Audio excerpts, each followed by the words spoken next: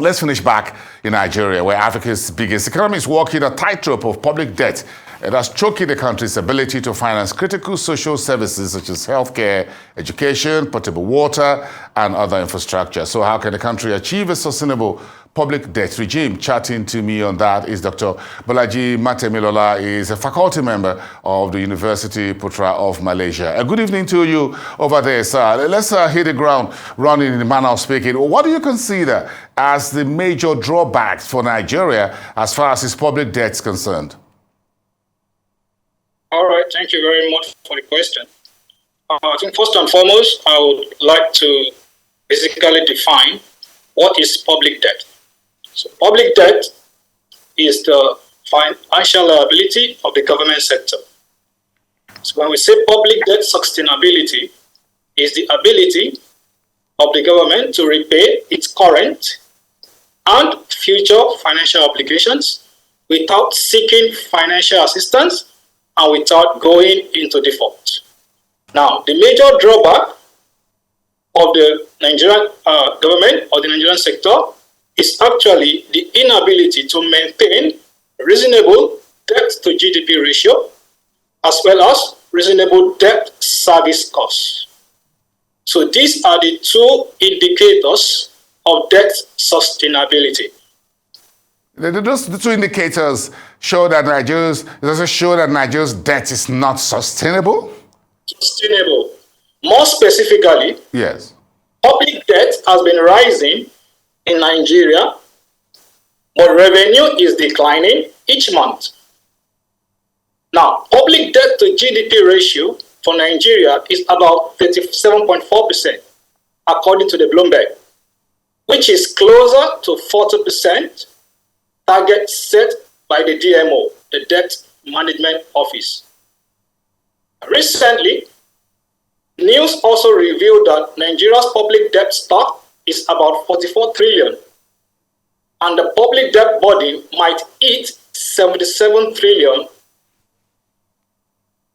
Now, public debt stock alone in Nigeria is about 44 trillion.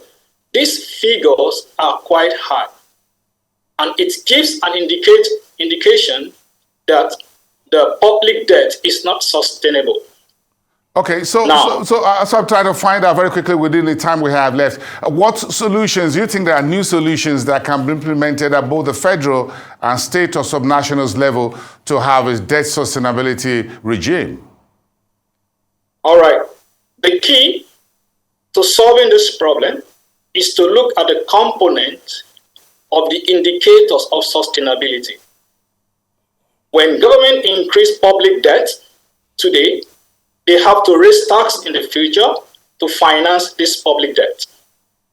Now, this brings about the issue of tax burden to the public. But raising taxes is inevitable, provided raising the taxes is based on tax in production. Tax in consumption, not production. Because when you tax production, you discourage output, especially from the manufacturing industry. One of the ways to solve this problem is to increase the tax net, which the government policy is trying to do that, to extend the tax bracket to the informal sector.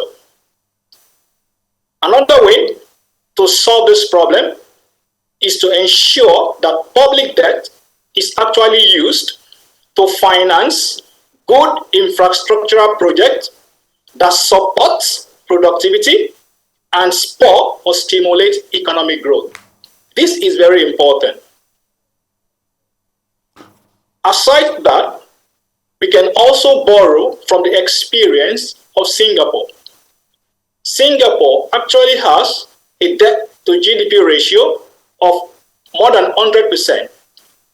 But Singapore do not use their debt borrowing to finance infrastructure.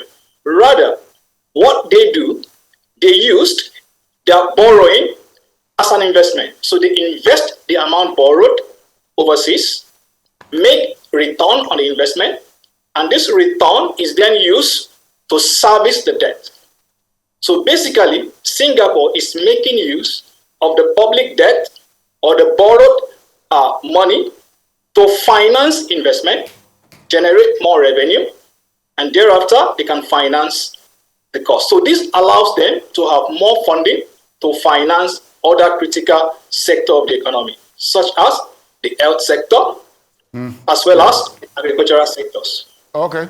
All right, well, thank you for your time. Have a pleasant evening over there, Dr. Bolaji Maremilola of the University of Putra in Malaysia. Thank you so much for weighing in on that very important public debt sustainability for Nigeria.